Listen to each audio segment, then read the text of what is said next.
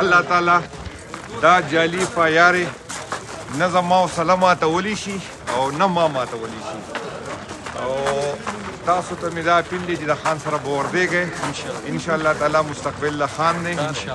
د پی ټي آی پی هېڅ وجود نشته او زه تاسو ته دا په ذمهوارۍ سره د پارټۍ قیادت ته دا پیغام رسوم چې په جیل کې څلور د پی ټي آی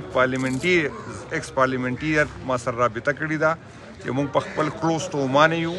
او د قیادت نه زموږ دپاره د معافۍ خبره وکړه او موږ واپس پی ټي آی ته راتلل غواړو ځکه د پی ټي آی پي هېڅ فیوچر نشته او د پی ټي آی پي قیادته واوره دا څه چې تاسو زما سره کوئ زه به برداشت کوم خو زیات ساتئ چې تاسو به جواب ورکوئ او هسې نه چې په بل حکومت کې په اودس ماتېدو باندې د باندې د ای ټي سی اف آی آر وشي او یا د ماحولیاتو اف آی آر د باندې وشي دا یاد ساتئ ستاسو کرپشن یې ماته معلوم دي 45 کسان ستاسو په یو کور کې چې دي نوکران شوي دي تنخواګانې علي او هغه چې دي په کالجونو او سکولونو کې سبق وایي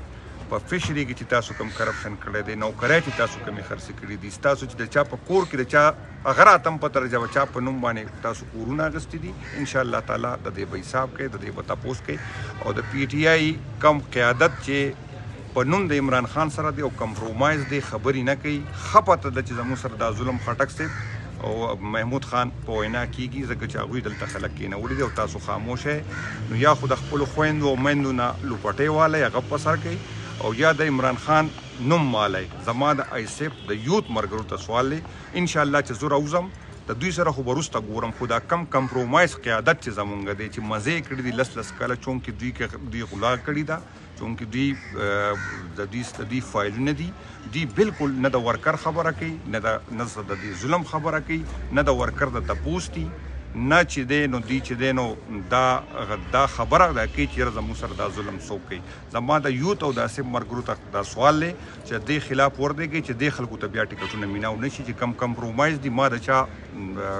دغه ته چا مرګ نه دی کړی خو زه د خان سره ولاړ یم نن زموږ سره هم ایم پي ایز امیز دي چې اف آی آر پي نشته په کورونو کې ناست دي په آرام ناست دي د هغوی سره شراکت داري ده د هغوی سره ایسډ دي او هغه خلک چې دي نن بیا هم په پارټو کې دي او د یو سینیټر د پی ټي آی چې څومره سینیټران دي هغه په ګراوند نشته د ورکر د تپوس نه دي او چا چې دي سینیټران کړي دي د دوی هغه ذاتي خرچې چلی او د پی ټي آی او د ایسیف او د یوت مرګرو ته مې دا سوال دی کو بیا په پارټۍ کې دا فیصلې وشوه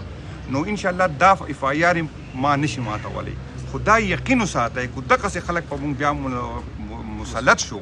دغسې نااهله سپین بزدار یا تور بزداران په موږ مسلط شول نو جنید اکبر به اولنی کس پوي چې عمران خان به پرېږدي او پی ټي آی به پرېږدي دا کلیر واورئ موږ ته دا فیصلې به نورې نه قبول موږ هغه خلک چې عهدې ورسره دي او مشرۍ کوي نو یا خو لوپټۍ په سر کوي او یا راوځئ د پول سره خبره